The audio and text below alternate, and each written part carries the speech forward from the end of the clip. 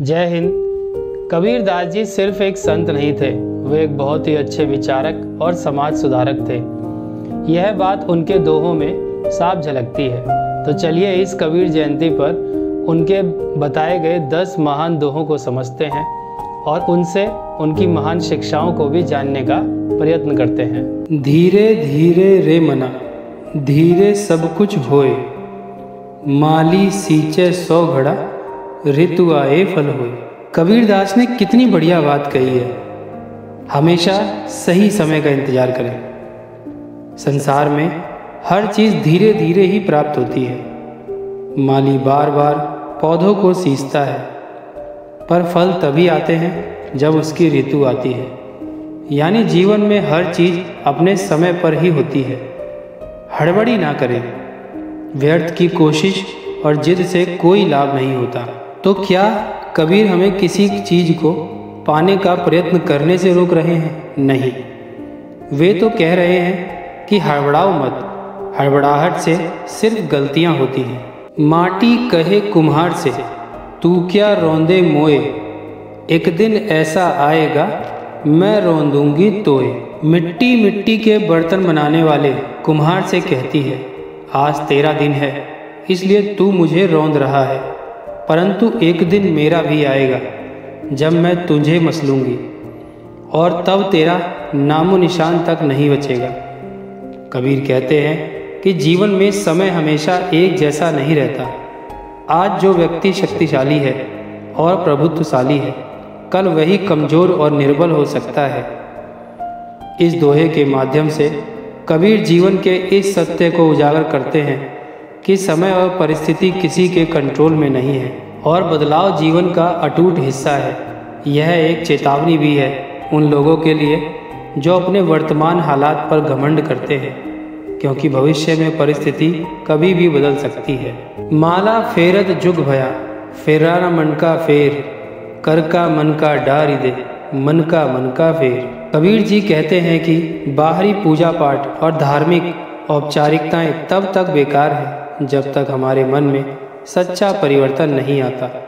माला फेरने का अर्थ है कि व्यक्ति अपनी बाहरी भक्ति पर तो ध्यान देता है, पूजा पाठ सब करता है, लेकिन वह अपने अंदर की सच्चाई और मन की शुद्धि की ओर ध्यान नहीं देता। इस दोहे का सार यह है कि हमें अपने मन को बदलने पर ध्यान देना चाहिए, ना कि बाहरी दिखावे पर। मन की शुद्धि और सच्चे विचारों के साथ ही सच्ची भक्ति संभव है और तब जाकर ईश्वर आपको अपनाएगा। बुरा जो देखन मैं चला, बुरा न मिलिया कोई, जो दिल खोजा आप ना, मुझसे बुरा न कोई। यह दोहा आज के समय में बहुत ही सटीक बैठता है, जहाँ लोग हमेशा दूसरों की गलतियों और बुराइयों की ओर अधिक ध्यान देते हैं, जबकि उन्हें अपनी आत्मा की ओर अधिक ध्यान देने की ज़रूरत है। यह दोहा हमें सेल्फ एनालिसिस और सेल्फ इंट्रोस्पेक्शन की ओर ध्यान देने को कहता है। कबीर कहते हैं कि हमें सच्ची शांति और भक्ति का आनंद तब प्राप्त होता है जब हम अपनी बुराइयों को दूर करने का प्रयास करते हैं। साईं इतना दीजिए जामे कुटुंब समाए, मैं भी भूखा ना रहूं, साधु न भूखा जाए। यह दोहा व्यक्ति को जीवन में संतुलन, संतोष और सबके कल्याण की प्रार्थना का संदेश देता है। कबीर कहते हैं कि हे ईश्वर, उन्हें केवल उतनी ही संपत्ति प्रदान करें जितनी उनके परिवार और साधुओं के लिए पर्याप्त हो। वे कहते हैं कि व्यक्ति को असीमित धन या संपत्ति की कामना नहीं करनी चाहिए, बल्कि एक संतोषजनक जीवन की ईश्वर से प्रार्थना करनी चाहिए। यह दोहा परिवार के प्रति हमारी जिम्मेदारी तथा परोपकार की भावना को बढ़ावा देता है। कबीर कहते हैं कि ईश्वर से इतनी संपत्ति की इच्छा रखो कि आप और आपके परिवार को किसी के सामने हाथ न फैलाना पड़े, ताकि आप और आपका परिवार एक इज्जत भरा जीवन जी सको। और साथ ही प्रत्येक व्यक्ति की जिम्मेदारी है कि यदि उस पर आवश्यकता से अधिक धन हो तो उसे वह दूसरों की भलाई पर खर्च करे।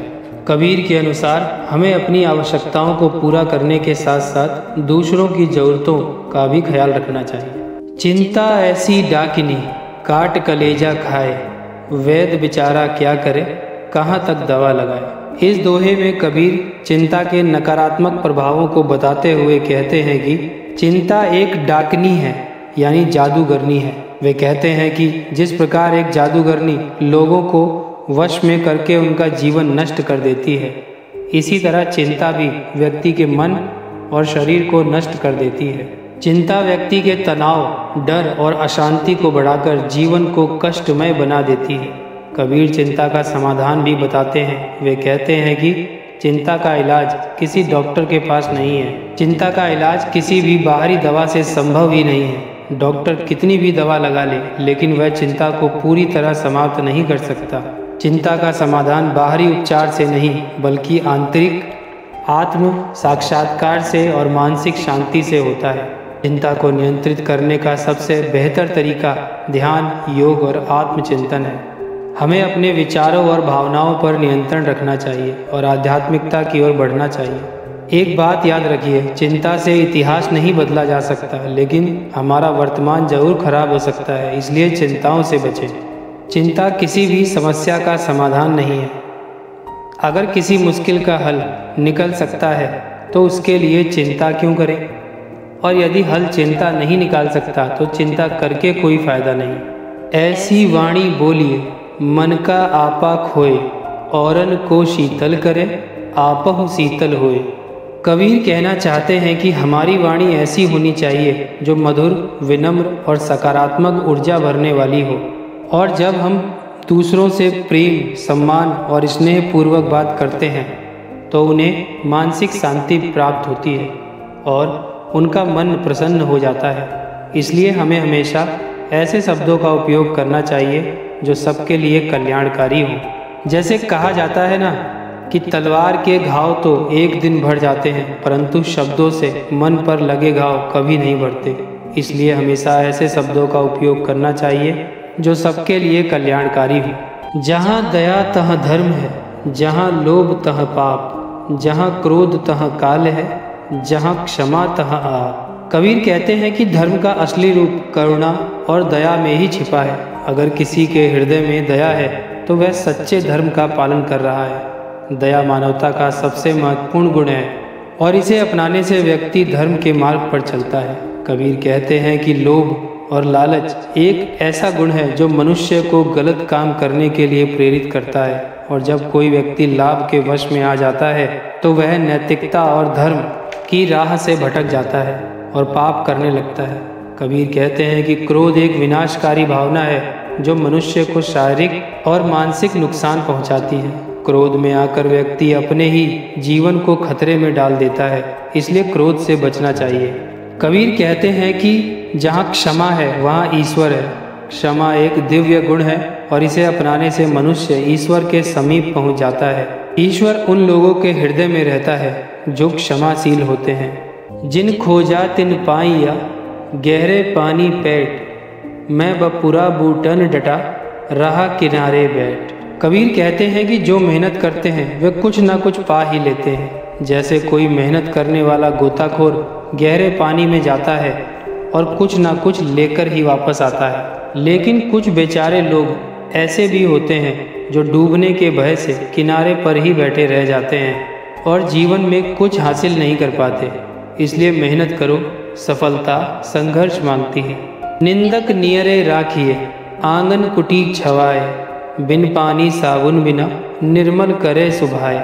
कबीर कहते हैं कि जो आपकी निंदा करते हैं उसे जितना हो सके अपने पास ही रखना चाहिए, क्योंकि वे हमारी कमजोरियों को प्रकाशित करते हैं और उन कमजोरियों को दूर करके हम स्वयं को सुधार सकते हैं।